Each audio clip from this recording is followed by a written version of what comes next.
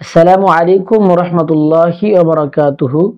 সুপ্রিয় দর্শক, মাহে রমাদানের প্রত্যেকটি রোজা রাখা প্রত্যেক মুসলমানের জন্যই ফরজ। এজন্য রোজা রাখার পরে আমাদেরকে সতর্ক থাকতে হবে যেন এমন কিছু না হয়ে যায় যে কারণে আমাদের রোজাগুলো নষ্ট হয়ে যায়। সাধারণত তিনটি কারণে রোজা ভেঙে যায়। 1 নম্বর পান করা, 2 নম্বর কোনো কিছু খাওয়া, 3 নম্বর স্ত্রী সহবাস করা। এই তিনটি মৌলিক কারণ ছাড়াও আর এমন কিছু বিষয় রয়েছে যেগুলো হওয়ার কারণে রোজা ভেঙে যায়। এগুলো আমাদের প্রত্যেক রোজাদারের জন্য জেনে রাখা উচিত। আজকের এই আলোচনায় আমরা সেই কারণগুলো সংক্ষেপে তুলে ধরব। ধৈর্য সহকারে অল্প সময় ভিডিওটি দেখতে থাকুন। 1 নম্বর, ভুল করে কোনো কিছু খেয়ে ফেলার পরে অথবা ভুলে কোনো কিছু পান করার পরে ইচ্ছাকৃতভাবে আবার খাওয়া। যেমন ধরুন, কেউ ভুলে যদি কোনো কিছু খেয়ে ফেলে অথবা পান করে ফেলে তাহলে কিন্তু রোজা ভাঙবে না। তবে ভুল করে খাওয়া বা পান করার পরে যদি আবার ইচ্ছাকৃতভাবে কেউ খেয়ে ফেলে অথবা পান করে ফেলে তাহলে তার রোজা ভেঙে যাবে। 2, বিড়ি, সিগারেট অথবা হুক্কা খেলে রোজা ভেঙে যাবে। 3, কাঁচা চাল, আটার খামিরা অথবা একত্রে অনেক লবণ খাওয়া। 4, এমন কিছু খাওয়া যা সাধারণত খাওয়া হয় না, যেমন কাঠ, লোহা, কাগজ, পাথর, মাটি, কয়লা ইত্যাদি। 5, পাথর, কাদামাটি, কঙ্কর, তুলা, সুতা, তৃণলতা, খড়কুটো ও কাগজ গিলে ফেলা। এগুলো গলার ভিতরে চলে গেলে রোজা ভেঙে যাবে। 6, নিজের থুতু হাতে নিয়ে গিলে ফেললে রোজা ভেঙে যাবে।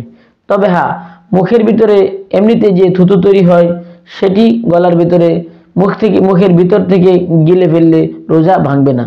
তবে যদি ওই থুতু হাতে নিয়ে গিলে ফেলা হয় তাহলে রোজা ভেঙে যাবে। 7, ভুলক্রমে স্ত্রীর সাথে সহবাস করলে তারপরে যদি আবার ইচ্ছাকৃত সহবাস করা হয় তাহলে রোজা ভেঙে যাবে। 8, কানে অথবা নাকে তরল ওষুধ গ্রহণ করলে রোজা ভেঙে যাবে। 9, দাঁত দিয়ে যদি রক্ত বের হয় আর ওই রক্তের পরিমাণ যদি থুতুর চেয়ে পরিমাণে বেশি হয় এবং তা গিলে ফেলে তাহলে রোজা ভেঙে যাবে।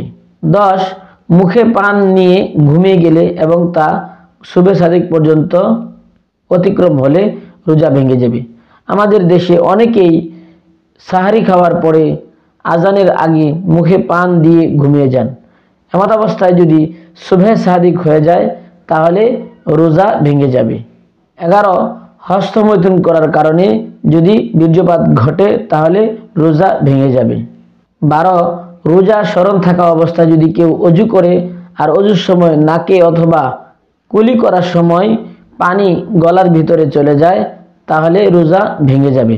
এই জন্যে রোজা অবস্থায় অজু করার সময় নাকের ভিতরে ভালোভাবে পানি পৌঁছানো মাকরুহ এবং গড়গড়া করা মাকরুহ। 13, কাউকে যদি জোর জবরদস্তি করে কোনো কিছু খাওয়ানো বা পান করানো হয় তাহলে তার রোজা ভেঙে যাবে। 14, রাত মনে করে অথবা সাহারির সময় আছে এমনটি মনে করে যদি কেউ খানা খায়, সাহারি খায়, তারপরে যদি দেখে শুভে সাদিকের পরে খানা খেয়েছে তাহলে রোজা ভেঙে যাবে। 15, ইচ্ছাকৃতভাবে মুখ ভরে বমি করা এবং বমি করার পরে তা গিলে ফেলা।